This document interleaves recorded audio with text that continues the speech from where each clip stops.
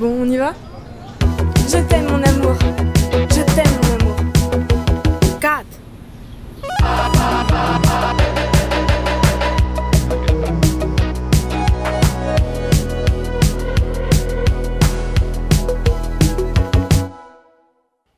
Βρισκόμαστε στο Γαλλικό Ινστιτούτο Αθήνας, στο κέντρο της Αθήνας. Και μαζί μας σήμερα έχουμε μαζί μας στο newsbomb.gr έχουμε σήμερα τον διευθυντή του φεστιβάλ γαλλόφωνου κινηματογράφου, τον Μέμπεσον, για να μας πει μερικά πράγματα παραπάνω για την φετινή διοργάνωση, τις ταινίες που έρχονται, τους προσκεκλημένους και γενικότερα για το σινεμά στις μέρες μας. Να ξεκινήσω με την πρώτη ερώτηση.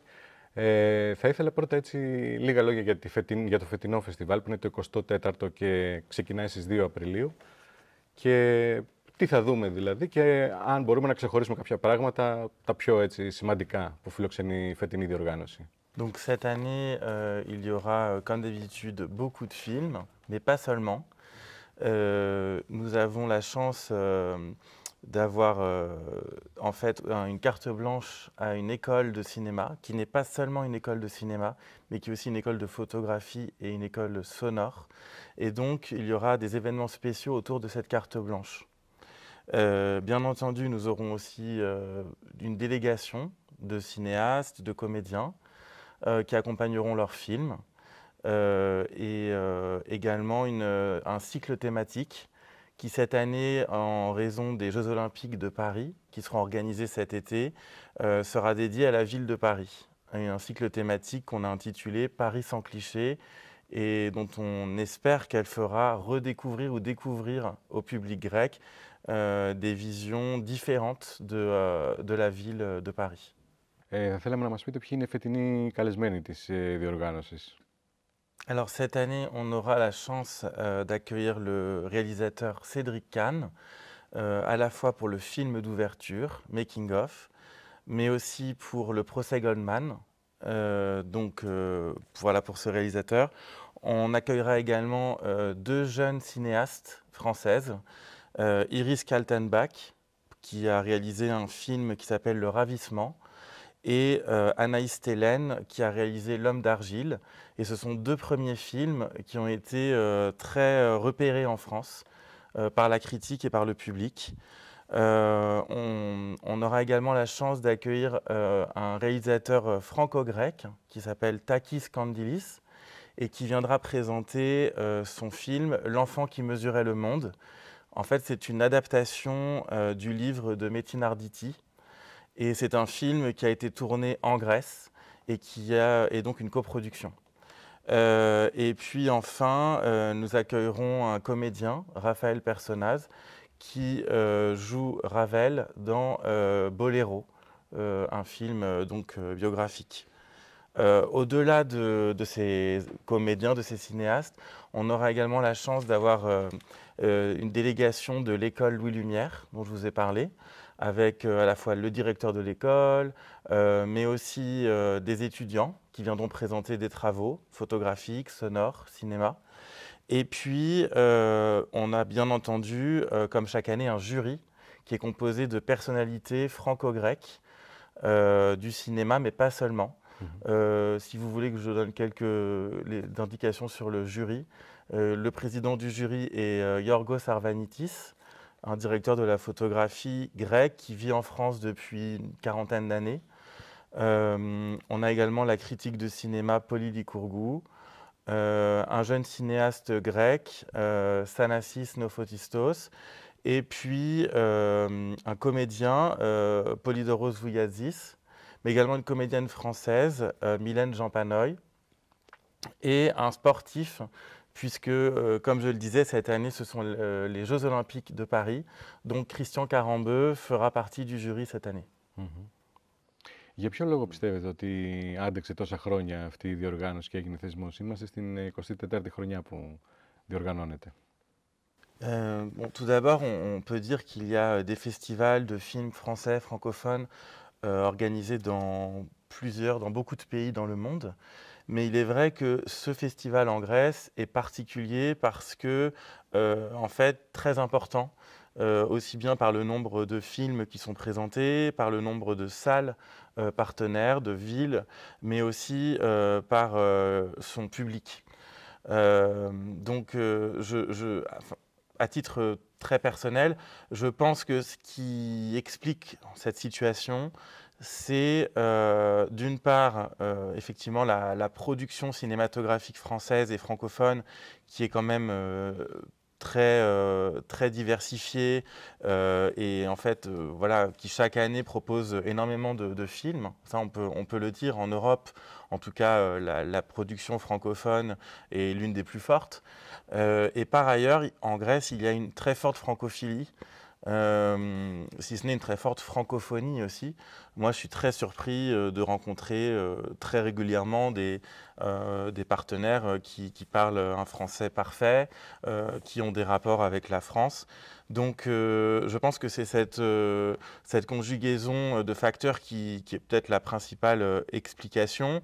Ajouter aussi au fait que la Grèce est un grand pays de cinéma, est un pays très cinéphile aussi. Donc il y a quand même une envie de découverte, une curiosité du public grec, qui n'est peut-être pas le cas partout, et où effectivement un tel festival peut fonctionner.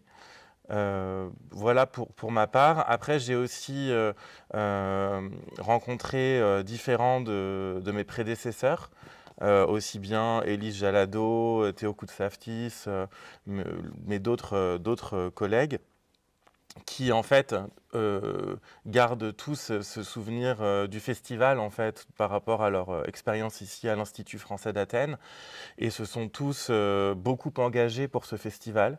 Et je pense aussi qu'il y a une vraie continuité depuis 24 ans pour que ce festival existe et soit ce qu'il est, de mes prédécesseurs, mais pas seulement de tout l'Institut, pour qui cet événement est vraiment un événement important. Et je remercie ici tous les collègues qui s'engagent énormément pour ce festival. Τώρα στη Γαλλία, μετά την πανδημία, έχει επιστρέψει ο κόσμος στους κινηματογράφους ή είναι ακόμα διστακτικοί, βολεύονται με το streaming στο σπίτι? Πώς είναι η κατάσταση τώρα?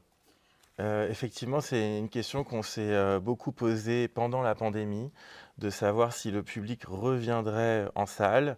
On a eu très peur, en fait, tous les gens de cinéma, que le public prenne de nouvelles habitudes avec les plateformes, etc.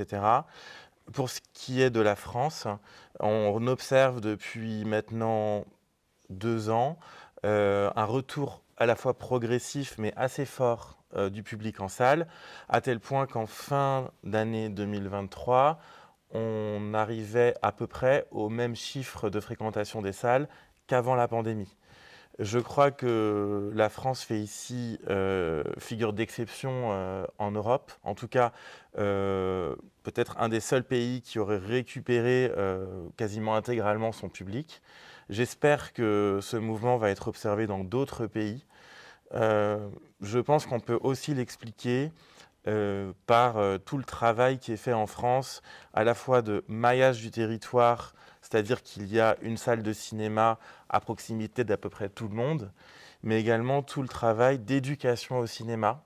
Ça, c'est un vrai enjeu où on amène les élèves des écoles, des collèges, des lycées, voir des films en salle et rencontrer des professionnels du cinéma. Et donc tous ces facteurs, en ajoutant également le fait qu'il y a une production abondante de films français et francophones, peut-être participe à ce mouvement.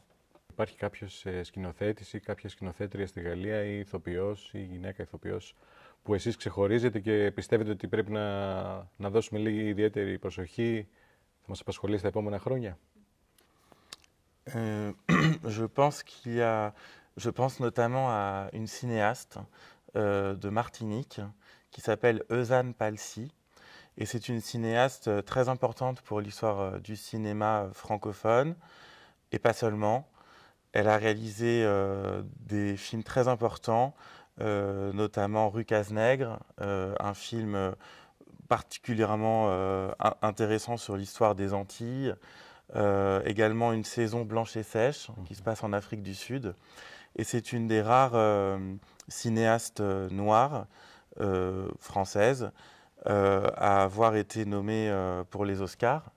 Et je ne suis pas sûr qu'elle soit très connue en Grèce, ce qui me semble peut-être un peu injuste. Donc on pourrait essayer d'ailleurs de voir, nous, à l'Institut, si on peut faire quelque chose autour de son travail qui, j'en suis sûr, intéresserait beaucoup le public grec. Elle a récemment eu une rétrospective intégrale au Centre Pompidou à Paris, qui a beaucoup intéressé le public français. Και ελληνικό σινεμά, βλέπετε, ξεχωρίζετε κάποιον, τι εντύπωση σας έχουν αφήσει οι ελληνικές ταινίες? Oui, tout à fait. Je suis très intéressé par le cinéma grec. J'ai eu la chance de voir un certain nombre de classiques, bien sûr de Michalis Kakoyannis, aussi des films produits par les Finos Films, évidemment.